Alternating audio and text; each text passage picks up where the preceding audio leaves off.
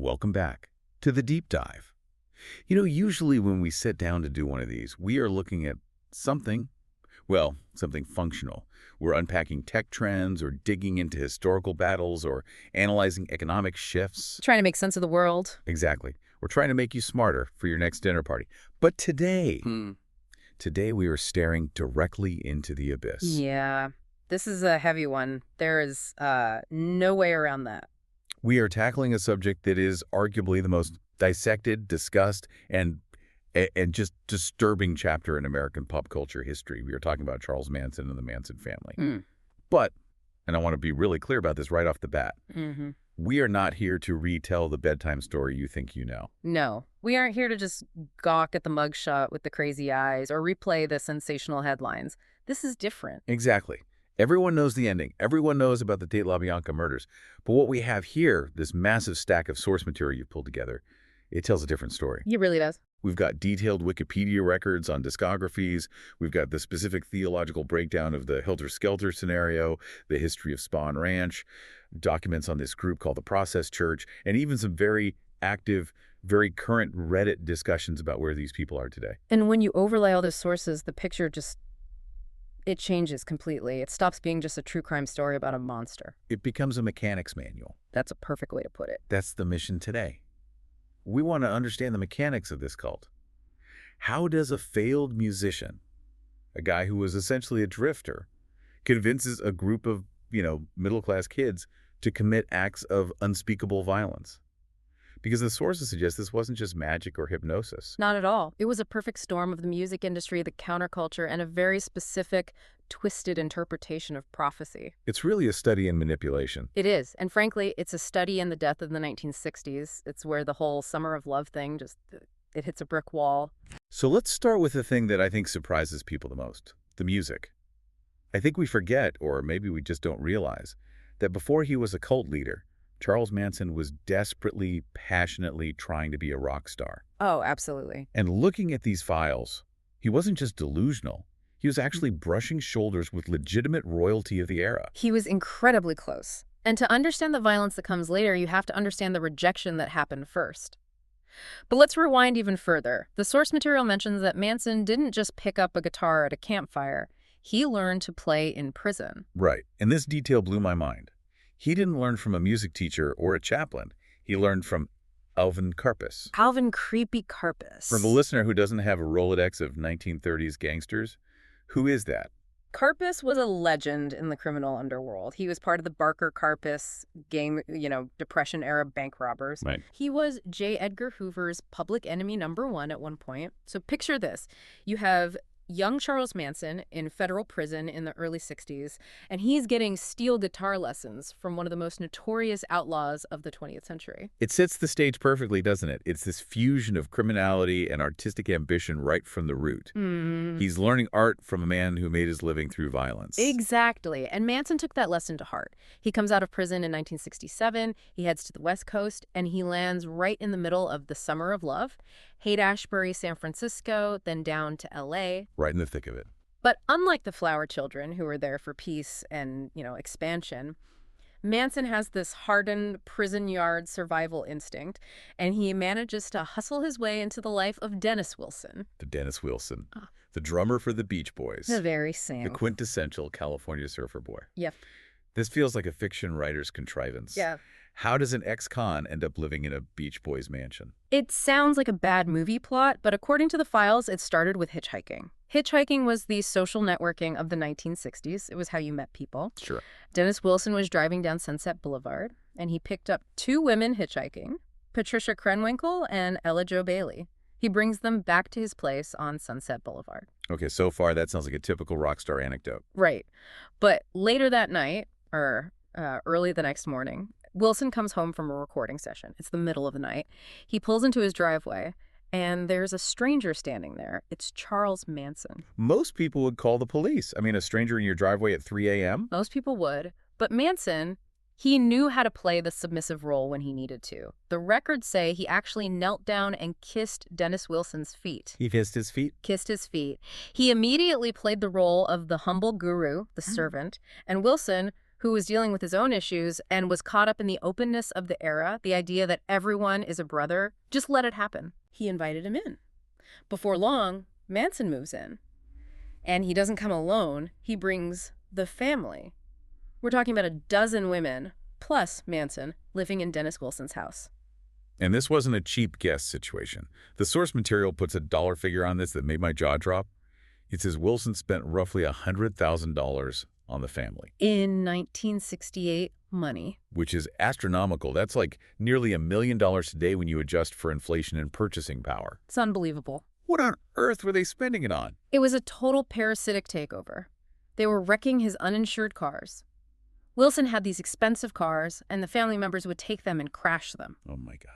They were eating all his food, and there's a specific detail in the medical records that really paints a picture of the high juice levels Wilson was paying for their gonorrhea treatments. Apparently, it was rampant in the group. So they're bleeding him dry financially and physically, but Wilson tolerates it because he's interested in the music, right? He thinks Manson has talent. He did. He actually saw potential in Charlie. Manson had this folk troubadour style that was becoming popular. Wilson set up recording time for him. He introduced him to industry contacts. And this leads to the song theft. This is a huge friction point in the timeline that explains Manson's growing rage. I had heard rumors of this, but the discography notes break it down clearly. The Beach Boys released a song called Never Learn Not to Love. Released as a B-side in December 1968. If you listen to it, it sounds like a Beach Boys song. But they didn't write it. No, Manson wrote it. The original title was Cease to Exist. Cease to Exist is a dramatically different vibe than Never Learn Not to Love. It is. Cease to Exist was darker, more bluesy, more threatening. The lyrics were about submission. Cease to exist, come say you love me. Right. The Beach Boys, specifically Dennis, take the song, change the lyrics to be more pop-friendly, change the arrangement to fit their sound, and the fatal error. They didn't credit Manson. They ghosted him in the liner notes. Completely. And Manson was furious. You have to remember, for Manson, the music wasn't just a career path. It was his message to the world. It was his identity. Of course. When Wilson stole that, the relationship deteriorated rapidly. The sources say Manson actually threatened Wilson. He showed him a bullet and said he could hurt his children. Wow. Wilson was terrified. He eventually just moved out of his own house and left the lease just to escape the family. So Manson burns the bridge with the Beach Boys. But he hasn't given up on the dream. And this brings us to the most important name in the geography of the murders, Terry Melcher. Terry Melcher, a big-time producer, the son of Doris Day. He was the golden ticket. Okay. Through Wilson, Manson managed to get an audition with Melcher. And where did that audition take place? At 1050 Cielo Drive. Exactly, the house. Melcher was living there at the time with his girlfriend, Candace Bergen. Manson went there. He played for Melcher in that living room. And Melcher passed. Oh. He declined to sign him. He thought Manson was interesting, maybe suitable for a documentary, but not a rock star. Yeah. It's the ultimate rejection. He's standing in the castle, and the king says no. It is. And here's a detail from the files that destroys a common myth. A lot of people think the family went to Cielo Drive that night in August to kill Melcher, not knowing he had moved. Right, that's what I'd always heard. But the records say otherwise. Manson knew Melcher was gone. How do we know that? Because Manson went back to the house after Melcher moved out. He was looking for him, and the new owner, a man named Rudy Altabelli, told Manson directly. Melcher moved to Malibu. So he knew. He saw the movers. He knew the connection was severed. So when he sent Tex Watson and the women to that house on August 8th. He wasn't looking for a person. He was attacking a symbol. He was attacking the establishment that had shut the door on his dreams. He picked that house because it represented the pig establishment that had rejected him. Exactly. Despite all this, the rejection, the bridge burning, he actually did get an album made. Yeah. Lie. The Love and Terror Cult. It's one of the strangest artifacts in music history. It was released in March 1970. Right, 1970. That's during the murder trial. Right in the middle of it. A friend he met in prison, Phil Kaufman, pushed to get it released. Manson was calling him from jail 5 days a week to organize it. He was obsessed. He was obsessed with his image even while facing the gas chamber. The cover is a parody of a Life magazine cover. But it didn't chart. It sold maybe 300 copies initially. It was a total commercial failure. But it cements the idea that in Manson's mind, until the very end, he was an artist first and a criminal second. So the Hollywood dream collapses. Yeah. The money dries up. Wilson kicks him out. They need a place to go. Mm-hmm. And they end up at Spahn Ranch. Mm. Now, looking at the description of this place in the notes, it sounds like a post-apocalyptic movie set. It effectively was. Yeah. Spahn Ranch was a 55-acre property in LA County, up in the Chatsworth area. It had been used to film westerns for decades, shows like The Lone Ranger, Bonanza, Zorro. Classic stuff. But by 1968, the western genre is dying out. The ranch is dilapidated, it's dusty, the buildings are fake facades falling apart. It's a ghost town. And the owner, George Spahn, is 80 years old and going blind. Right. He's living in this decay, trying to run a horse rental business that is barely staying afloat. Manson spots an opportunity. He strikes a deal. The family can live there rent-free if they do the labor. Okay. They clear brush, they tend the horses, they run the pony rides for tourists. But there was a much darker form of rent being paid. The sexual manipulation. Yeah. The sources are blunt about this. Very blunt. Manson ordered the female family members to sleep with George Spahn. He used them to keep the old man happy and compliant. It was purely transactional. Completely. Manson would say, go take care of George, and they would do it. Is this where the nickname Squeaky comes from? For Lynette Fromm? It is. George Spahn gave her the nickname because she made a squeaking noise when he pinched her thigh. It's framed as this cute anecdote in some retellings. Oh, Squeaky Fromm. But when you look at the power dynamics, it's incredibly gross. It's exploitation, pure and simple. Manson was pimping these women out to secure a base of operations. So paint the picture of daily life here. You've got this crumbling set, a blind landlord, and this group of dropouts. What do they do all day? It's a mix of rigorous chores and absolute hedonism. They're dropping acid, they're having orgies, but they're also, clearing brush and dumpster diving for food behind grocery stores. No. But as 1969 wears on, the mood shifts. Manson is tightening his grip. He's starting to recruit muscle. This is where the straight Satans come in. Straight Satans. That sounds like a B-movie gang. They were a very real outlaw motorcycle club. Manson realized that hippies weren't enough. He needed protection. He felt vulnerable. Right. So he courted the straight Satans. And again, his currency was women. He offered up the family women to the bikers to entice them to hang around the ranch. He was turning Spahn Ranch into a fortress. There's a detail in the timeline here that confuses a lot of people. The raid. There was a massive police raid on Spahn Ranch on August 16th, 1969. A huge raid. This is after the Tate LaBianca murders. Over 100 officers. Helicopters. The works. It was a massive operation. But they weren't there for the murders. No. That is the great irony of the investigation. The LA Sheriff's Department raided the ranch because they suspected the family was running an auto theft ring. An auto theft ring? They were stealing Volkswagens, specifically VW Beetles, and chopping them up to turn them into dune buggies for the desert. So they had them. They had Manson in cuffs. They had the killers in custody. They had them all. They rounded up everyone on the ranch, and they had to let them go. Why? A paperwork error. The warrant had the wrong date or was missigned. The sources vary slightly on the technicality, but a judge ruled the raid invalid. So they walked free. They walked free. And because the auto theft unit wasn't talking to the homicide unit, nobody connected the dots to the bodies found just a week earlier on Cielo Drive. The disconnection in law enforcement. Yeah. It's terrifying. It Oh. allowed the cult to persist. It did. And it validated Manson's feeling of invincibility. When they were released, he told the family it was a miracle. He probably thought he really was a messiah at that point. Let's talk about that messiah complex. Because Manson wasn't just telling these kids to steal cars. He was feeding them a theology. We need to decode Helter, Skelter. This is the engine of the madness. Without this, they're just car thieves. Now, most people know Helter, Skelter as a Beatles song.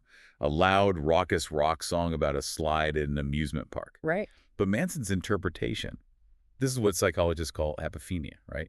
Seeing patterns where none exist. Textbook apophenia. Manson was obsessed with the Beatles' White Album, released in 1968. He believed, genuinely believed, that the Beatles were four angels sending him coded messages through the lyrics. He constructed an entire apocalyptic timeline based on this one pop album. So break it down. What was the Helter Skelter scenario? Manson predicted a racial apocalypse. He believed that black people, specifically the Black Power movement, were going to rise up and violently overthrow the white establishment. A race war. A race war. He believed the tension in American cities was going to boil over. He called this war Helter Skelter. Okay, so a race war. But where does the family fit in? Well, Manson was a white supremacist, but he also thought black people were incapable of governing themselves. Ah, His theory was that after the black population won the war and wiped out the white establishment, they wouldn't know what to do. They would need a leader. and let me guess who that leader was. Charlie. The plan was for the Manson family to hide in a secret city under Death Valley. He called it the Bottomless Pit. The bottomless pit. He literally believed there was a hole in the desert floor leading to a subterranean paradise with chocolate fountains and gold. They would wait out the war in luxury, and when the dust settled, they would emerge to rule over the world. It's so fantastical, but he rooted it in specific songs. The source material lists a few. Blackbird, for instance. Paul McCartney wrote that about the civil rights movement, loosely. Right, but Manson took it literally. Blackbirds singing in the dead of night, take these broken wings and learn to fly. He told his followers this was a command for black people to rise up and kill whites. Unbelievable. He thought the Beatles were blowing the trumpet for the apocalypse. And Biggie's. George Harrison's song, it's a satire of the upper class, clutching forks and knives to eat their bacon. Okay. Manson turned that into an instruction manual. That's why at the crime scenes, you see forks and knives used in such gruesome ways. They were acting out the lyrics. They called the establishment piggies. The one that always baffled me was Rocky Raccoon. It's a cowboy ballad. It's almost a comedy song. It is, but Manson latched onto the word coon. He interpreted it as a racial slur. And the line about Gideon's Bible, he decided that meant the Book of Revelation. He was weaving Beatles lyrics and biblical prophecy into this toxic tapestry. And Revolution 9, that avant-garde sound collage. That was the holy grail for him. He heard machine gun fire, he heard pigs grunting, he heard the sounds of chaos. He thought it was an auditory recording of the coming war. He linked it to Revelation chapter 9 in the Bible. It's terrifying how he could twist anything to fit his narrative. But here is the problem Manson faced. The war wasn't starting. Exactly. He's preaching this apocalypse, he's moved everyone to the desert and back, but the summer of '69 is rolling along and the revolution isn't happening. He's losing credibility. His credibility is on the line. And this is where we shift from crazy theories to actual violence. The timeline in the sources shows a clear escalation. It didn't start with Sharon Tate. No. The violence kicks off in July 1969. And it starts with a drug deal. We need to talk about Bernard Crowe. Lots of papa. Bernard Lotsa Papa Crowe. He was a drug dealer. Tex Watson Manson's right-hand man had burned Crowe on a transaction. He took the money for drugs but didn't deliver the goods. Okay. Crowe called Spahn Ranch and threatened to come down and wipe everyone out. So Manson takes preemptive action. He goes to Crowe's apartment in Hollywood and shoots him. And Manson leaves thinking he's committed murder. He thinks Crowe is dead. In reality, Crowe survived the shooting. But here's the critical mistake. Manson thought Crowe was a member of the Black Panthers. Was he? No, not at all.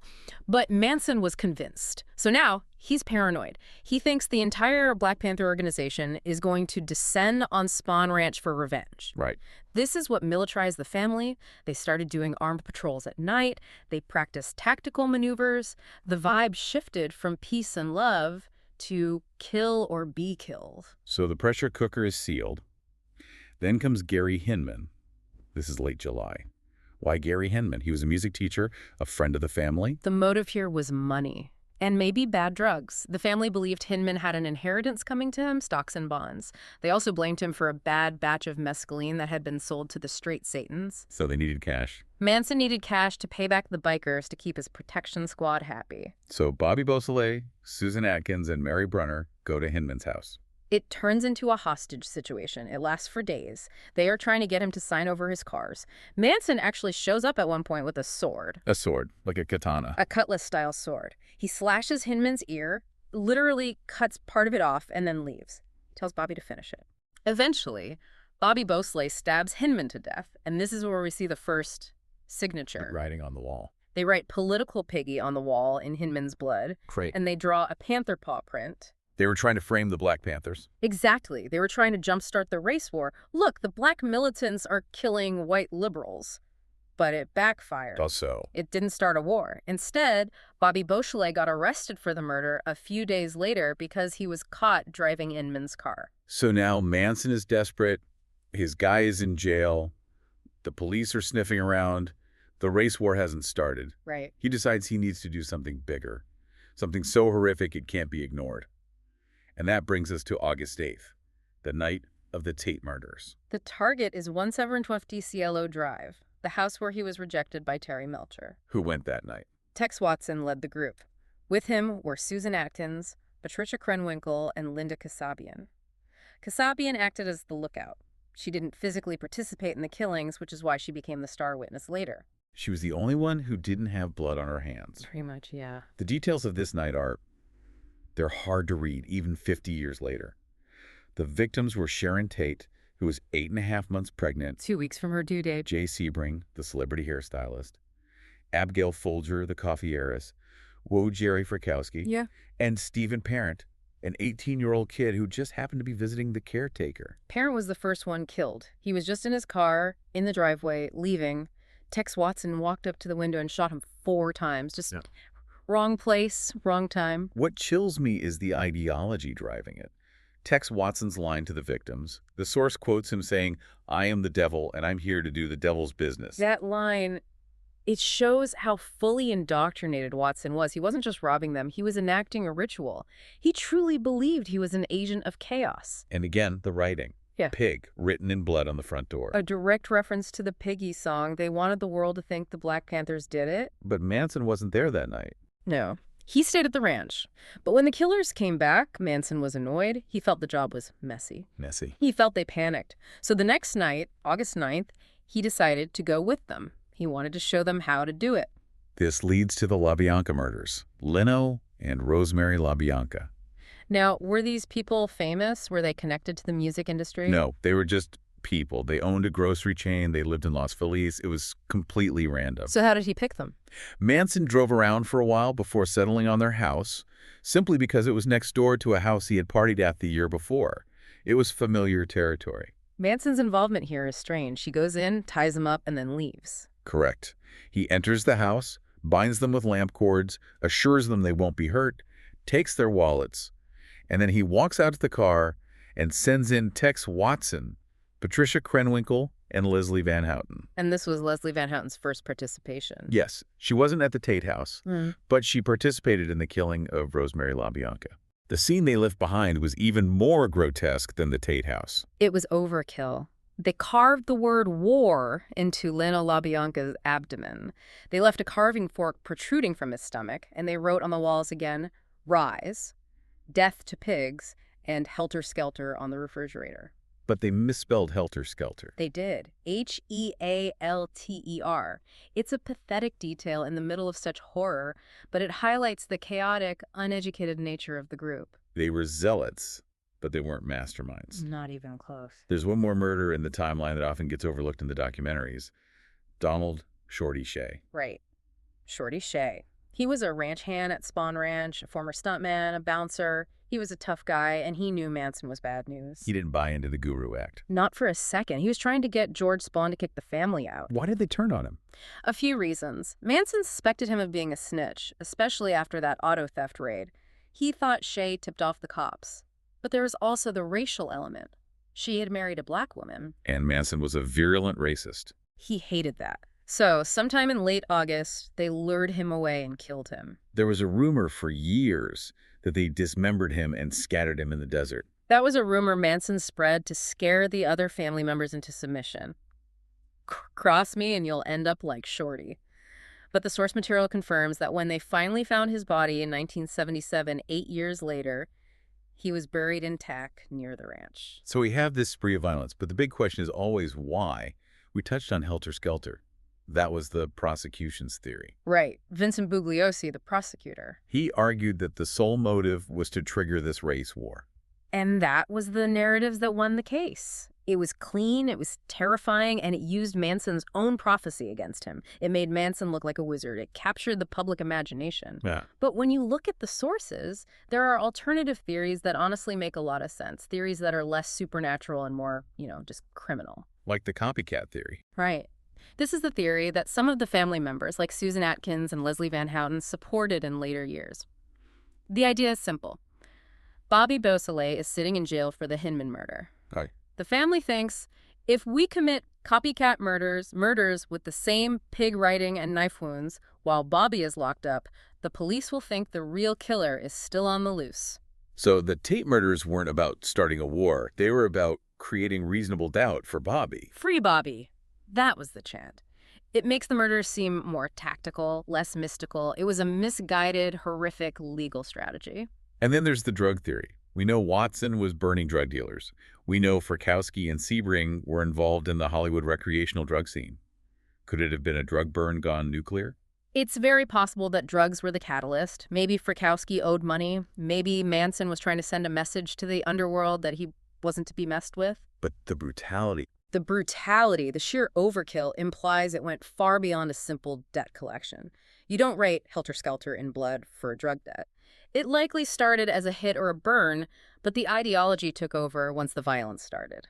One source in our stack mentions the Process Church of a Final Judgment.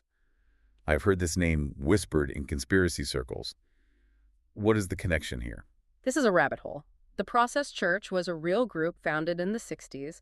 Their theology was neo-Gnostic, essentially. They believed that to reach the end times, you had to reconcile Christ and Satan. Christ and Satan holding hands. Exactly. They operated in London, but they had a chapter in L.A.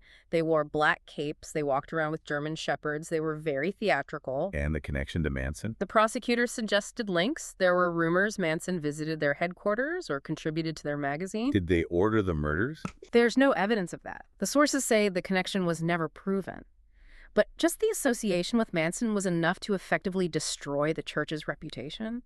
It just adds another layer of occult weirdness to the story, even if it wasn't the driving force.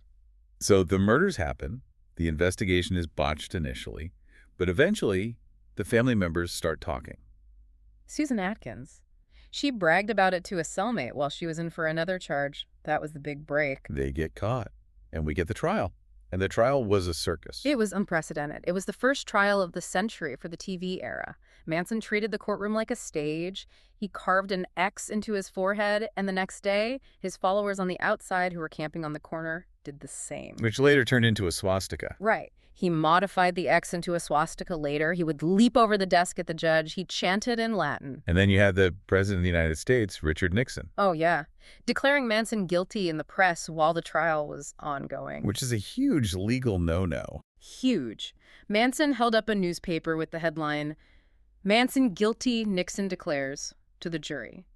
He was trying to cause a mistrial. He knew the law well enough to try and wreck the proceedings. And the defense strategy? Non-existent. They arrested without calling a single witness. This enraged the female defendants, Susan Atkins, Patricia Krenwinkel, Leslie Van Houten. They wanted to testify. To do what? They wanted to take the blame. They were going to get on the stand and say, "We did it. Charlie had nothing to do with it." Still protecting him, even facing the death penalty. Still indoctrinated, but the lawyers stopped them, realizing Manson was manipulating them even in court. The lawyers arguably saved them from themselves. They were all sentenced to death, but they didn't die. No. In 1972, the California Supreme Court ruled the death penalty unconstitutional. Their sentences were automatically commuted to life imprisonment, so they sat in prison for decades. Which brings us to the "Where Are They Now" segment. We have a Reddit thread in our source stack that synthesizes the current status of these people. It's fascinating to see how their paths diverged. Let's run through it. Manson. Died in prison in 2017. He never showed remorse. He played the role of the boogeyman until the end. He loved the attention. He would give interviews to Geraldo Rivera or whoever, speaking in riddles. Susan Atkins. Sexy Sadie. She died in prison in 2009 of brain cancer. It was a tragic end in a way. She petitioned for a compassionate release on her deathbed. She was paralyzed, could barely speak. She had to be wheeled into the hearing. He was denied. Denied. The parole board and the public couldn't forgive the callousness she showed towards Sharon Tate. When Tate begged for the life of her unborn baby, Atkins told her, "Look, bitch, I don't care about you." That, quote, sealed her fate forever. And then we have Leslie Van Houten. This is recent news. This is a big development. Leslie Van Houten was released on parole in July 2023. She's out. She is walking free. The argument was that she was the youngest. She was 19 at the time. She was only present at the La Bianca murders, not Tate, and she had been a model prisoner for 50 years. Right. She earned degrees, she ran self-help groups, she underwent decades of therapy. But it was highly controversial. Governor Newsom fought it, but the courts overruled him. I can imagine the families were devastated. What about Patricia Krenwinkel? Still incarcerated. She is the longest-serving female inmate in the California penal system. She was denied parole recently.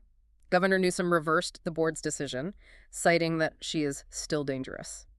Why is she treated differently than Van Houten? She participated in both nights, and her actions were particularly brutal. She chased down Abigail Folger on the lawn and stabbed her. That level of participation is harder to overlook. And Tex Watson, the executioner. Still incarcerated, he claims to be born again. He runs a ministry from prison. But the Reddit discussion brings up a disturbing detail. He fathered 4 children during conjugal visits. Wait, the man who killed a pregnant woman was allowed to have children in prison? Yes. Before California banned conjugal visits for lifers in the late 90s, Watson married and started a family. It creates a lot of anger in the public forum, as you can imagine. Of course. The victims didn't get to have families, but the killer did. That is tough to process. It really is. There's one more layer to the victim count. We listed the known victims, but the sources mentioned suspected victims. Yeah, there are bodies that have never been fully explained. Yeah. There's John Haught, nicknamed Zero. He was a family member. He supposedly died playing Russian roulette. Supposedly. Well, the gun was found fully loaded. Huh. You don't play Russian roulette with a fully loaded gun. That's just suicide or murder. Right. And then Ronald Hughes. He was the attorney for Leslie Van Houten during the trial. He was the one who advised her not to take the stand and lie for Manson. So Manson hated him. Hated him. During a recess in the trial, Hughes went camping and never came back. His body was found months later, wedged between rocks in a creek.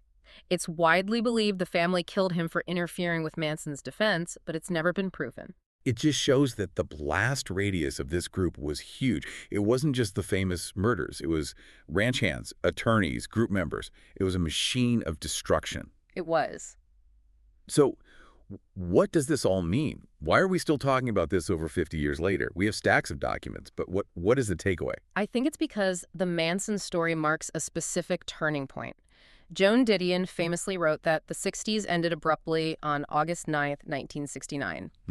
You have the elements of peace and love music, communal living, liberation curdling into something horrific. It's the ultimate bad trip. It killed the vibe. It killed the dream. It proved that the counterculture wasn't immune to evil. And at the center of it, you don't have a mastermind genius. You have a petty criminal. A failed musician who used the tools of the counterculture, the sex, the drugs, the philosophy to feed his own narcissism. That's the thing that sticks with me, the fragility of it all. If Terry Melcher had just signed Manson to a record deal, does any of this happen? That's the haunting what if.